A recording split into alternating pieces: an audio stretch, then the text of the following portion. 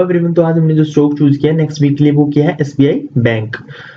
तो हम इसके लेवल्स देखेंगे यहाँ पे कहाँ पे हम इसको बाय या सेल के लिए प्लान कर सकते हैं, क्या लेवल्स निकल के आ रहे हैं। तो सबसे पहले हम मंथ एंड हुआ है तो सबसे पहले हम बड़े टाइम फ्रेम पर देखेंगे, मंथली पे, फिर वीकली और फिर डेली पे। तो सबसे पहले हमने टाइम यहाँ पे सिलेक्ट किया है मंथली टाइम फ्रेम।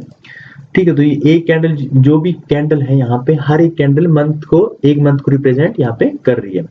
तो यहाँ पे हमें प्राइस एक्शन दिखाई दे रहा है कि प्राइस यहाँ पे नीचे की तरफ आया और बॉटम बनाया यहाँ पे एक।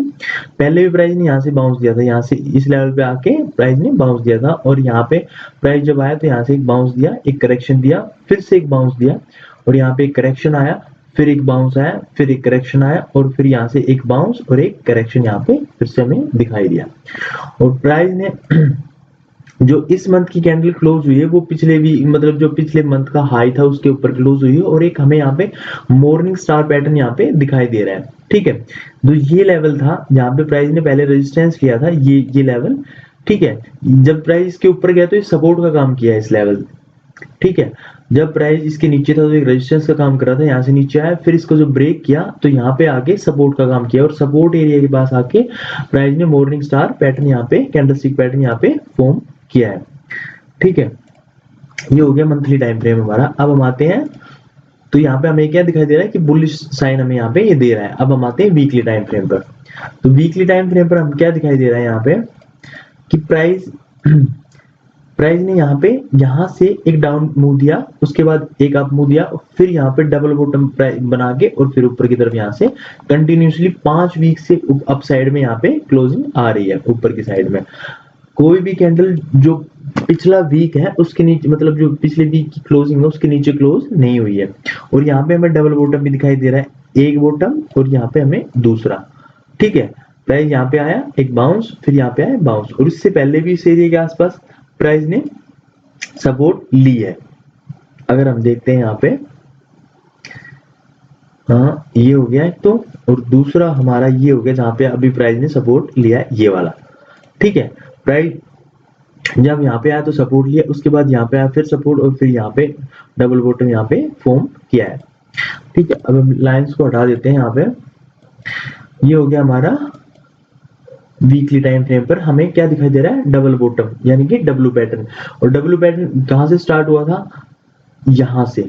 ठीक है, जो कि 620 का लेवल, लेकिन जो बड़ा फॉल आया था वो आया था यहाँ इस कैंडल के हाई से, जो कि 602 के आसपास, मतलब 600 राउंड नंबर हम यहाँ पे ले लेते हैं। यहाँ से एक फॉल आया था, फिर एक अप मूव, फिर यहाँ पे एक फिर से फॉल आया, और फिर यहाँ से इसका जो, अगर हम डब्ल्यू पैटर्न यहाँ पे बनाते हैं तो डब्ल्यू पैटर्न यहाँ से स्टार्ट होता है, मान लेते हैं यहाँ पे आया, फिर एक बाउंस यहाँ पे, और ये।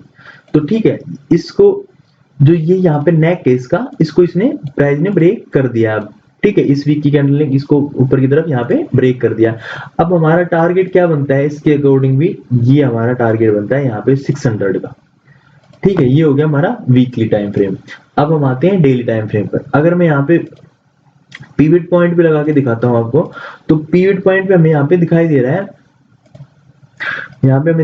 कि यहाँ पे पीविट के ऊपर भी इस वीक कैंडल क्लोज हुई है। ठीक है, काफी वीक जो थे पहले के उनमें कैंडल यहाँ पे नीचे क्लोज होती जा रही थी, ऊपर नीचे क्लोज नहीं कर पा रहे थे। लेकिन इस वीक में है ना, जो प्राइस है वो इसके ऊपर पीविट के ऊपर यहाँ पे क्लोज होने में, मतलब क्लोज हो चुका है। ठीक है, तो ये भी एक रेजिस्टेंस एरिया था, इसको मतलब इसने क्रॉस कर दिया। तो हमारा फर्स्ट टारगेट तो 600 ही रहेगा। ये हो गया। अब हम आते हैं डेली टाइम फ्रेम पर, इसको मैं हटा देता हूँ। ठीक है, तो डेली टाइम फ्रेम पर हमें क्या दिखाई दे रहा है, यहाँ पे फिर से हम सेम वही दिखाई दे रहा है। प्राइस यहाँ से नीचे की तरफ आया, एक बॉटम बनाया, फिर थोड़ा बाउंस दिया, फिर यहाँ पे आके बाउंस किया, फिर यहाँ पे आके बाउंस किया।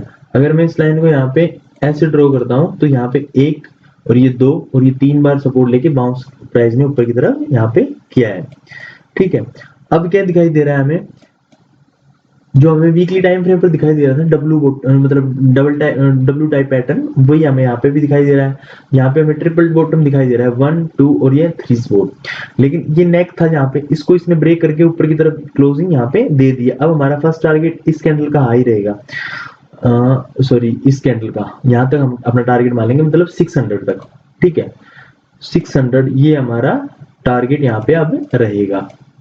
अगर प्राइस इसके ऊपर सस्टेन करता है, जो आज का हाई है इसका 5 है, इस कैंडल का जो हाई है वो है 580।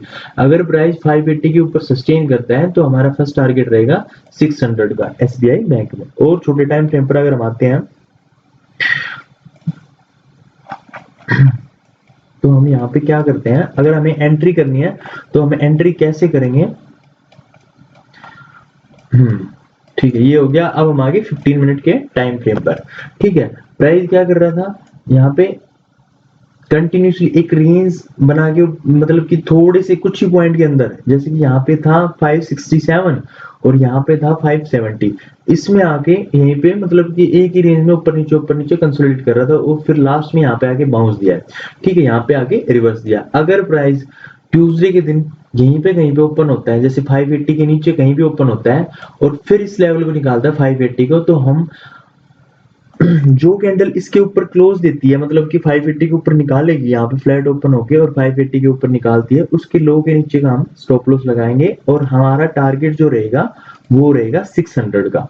ठीक है, पहला टारगेट हम रखेंगे 590 और सेकंड टारगेट हमारा रहेगा 600 का। ठीक है, और उसके बाद हमारा टारगेट रहेगा 650 और 620 का।